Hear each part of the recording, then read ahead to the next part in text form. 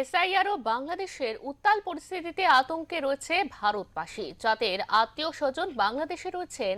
এই পরিস্থিতিতে রীতিমতো উদ্বিগ্ন তারা। একদিকে এ রাজ্যে চলছে এসআইআর, অন্যদিকে পার্শ্ববর্তী দেশ বাংলাদেশ উত্তাল। যাদের আত্মীয় স্বজন রয়েছে বাংলাদেশে তাদের নিয়ে উদ্বিগ্ন এই পার বাংলার বসবাসকারী স্বজনেরা। এমনই চিত্র নজরে এলো পুরাতন মালদায়। এখানে বসবাসকারী জয়ন্তী মণ্ডল তার বাবা মা দাদা থাকেন বাংলাদেশের মানিকগঞ্জে। পরিবারের সঙ্গে কথা বলার চেষ্টা করছেন, তা নিয়ে রীতিমতো উদ্বেগ প্রকাশ করেছেন জয়ন্তী মণ্ডল। বাংলাদেশে আমার মা বাবা মামা মামি মামাতো ভাই পিসি আমার প্রচুর আত্মীয় স্বজন আছে বাংলাদেশে।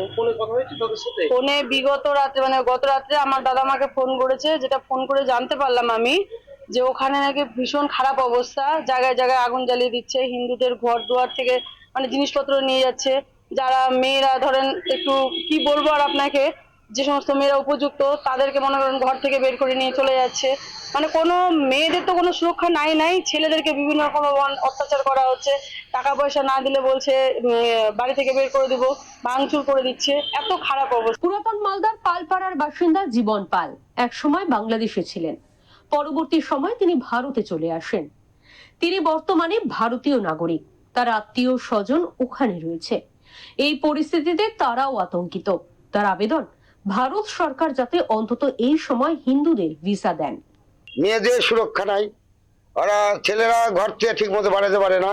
হ্যাঁ, আমরা ওখানে ফোনের যোগাযোগ করতে পারি না ঠিক করে। রাত্রিবেলা আমাদের ফোন করলে বলে যে না কাকু, রাত্রিবেলা ফোন করা যাবে না।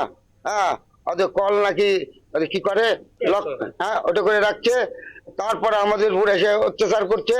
এরকম ধরনের আমাদের কাছ থেকে বাংলাদেশ থেকে আমাদের যে ভাইস্তে আছে কিনা, ভাইস্তে আছে, তারা এরকম ধরনের খবর দিচ্ছে। বহুত চিন্তা, শুধু না চিন্তার উপরে চিন্তা, যেটা আমরা ভাষায় প্রকাশ করতে পারি না। আমরা সনাতন ধর্ম রক্ষা করার জন্য বাংলাদেশে আমার বাড়ি হয়েছিল। আমার নাম জীবন পাল, ঠিক আছে। আমি 84 সালে এই দেশে চলে আসছি অত্যাচারে। হ্যাঁ, মা বোনের ইজ্জত রক্ষা করতে, জীবন বাঁচাতে, সনাতন ধর্ম রক্ষা করার জন্য এই দেশে আসছি। আমাদের আর যাওয়ার জায়গা নাই ভারতবর্ষে ছাড়া।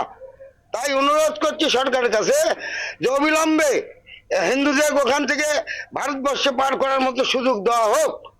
আমরা এই অনুরোধটাই করবো। কেমন নির্যাতন হতো ওখানে? নির্যাতন, শুধু নির্যাতন, আমাদের লুটপাট। বিজেপি উত্তর মালদার সাংগঠনিক জেলার সভাপতি প্রতাপ সিংহ বলেন, যারা এই পরিস্থিতিতে বাংলাদেশ থেকে ভারতে আসবেন তাদের নাগরিকত্ব দেওয়ার জন্য সিএএ করেছে বর্তমান কেন্দ্রীয় সরকার। সাংবিধানিক অধিকারের মাধ্যমে এত যারা এই ধরনের নাগরিক ভারতবর্ষে এসেছেন, নিজেদেরকে এখানে সুরক্ষিত মনে করছেন, বাংলাদেশে গেলে তাদের প্রাণ চলে যাবে ভয়, এই ধরনের আতঙ্কে যারা ভুগছেন, তাদের জন্য নিরাপদে এখানে থাকার সমস্ত রকম ব্যবস্থা ভারত সরকার করবে। ভারত সরকার তাদের পাশে আছে, ভারত সরকার পাশে আছে। এখন এই মানুষগুলোর কি করবে? এখন এরা আমাদের মতো, যে আমরা যেরকম নাগরিক হিসাবে এখানে বসবাস করছি, পুরো তার সেই নাগরিক হিসাবে নির্ভয়ে নির্দ্বিধায় তারা বসবাস করবে। আমরা সিএতে আবেদন করার জন্য আহ্বান জানিয়েছি। নির্ভয়ে নির্দ্বিধায় কোনো রকম শাসক দলের প্ররোচনায় পা না দিয়ে তারা সিএতে অ্যাপ্লিকেশন করুক। তাদের নাগরিকত্ব সহ তাদের সমস্ত মৌলিক অধিকার পাইয়ে দেওয়ার দায়িত্ব ভারতীয় জনতা পার্টি এবং এনডিএ সরকার। এই নিয়ে বিজেপি জুমলাবাজ পার্টি পাল্টা কটাক্ষ জেলা তৃণমূলের মুখপাত্র আশিস কুণ্ডুর। এই বিজেপি কিসের সিএ? আপনারা প্রধানমন্ত্রী চেয়ারে নরেন্দ্র মোদী বসেছে, তখন এসআইআর করার প্রয়োজন হলো না। এসআইআর এখন করে বাংলার মানুষ শয়ে শয়ে মানুষ মারা যাচ্ছে। সিএ নাম করে আতঙ্ক ছড়াচ্ছেন সারা বাংলা জুড়ে। এই ধরনের কোনো জুমলাবাজ পার্টির যে চক্রান্ত বিজেপি করতে চাইছে, এগুলো করে কোনো লাভ হবে না।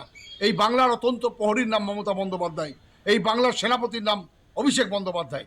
আপনারা একটা কথা দায়িত্ব নিয়ে বলতে পারি, 26 সাল আর কয়েক মাস পরে এই বাংলায় সাম্প্রদায়িক শক্তি বিজেপির কোনো দাঁত ফোটেনি, ফুটবে না। এখানে একটাই দল ছিল, তৃণমূল কংগ্রেস, আছে এবং থাকবে। এসআইআর ও পার্শ্ববর্তী দেশের অগ্নিগর্ভ অবস্থা, দুই পরিস্থিতিতে সংকটে বাংলা। এমন অবস্থায় যাদের আত্মীয়রা রয়েছেন বাংলাদেশে, তাদের মধ্যে দেখা দিয়েছে অবাঞ্ছিত আতঙ্ক। এর থেকে রেহাই কি পাবেন তারা? জানা নেই তাদের। এই অসহায় পরিস্থিতিতে তাদের ভরসা সরকার। মালদা থেকে প্রশান্ত কুমার দাসের রিপোর্ট, ওঙ্কার বাংলা।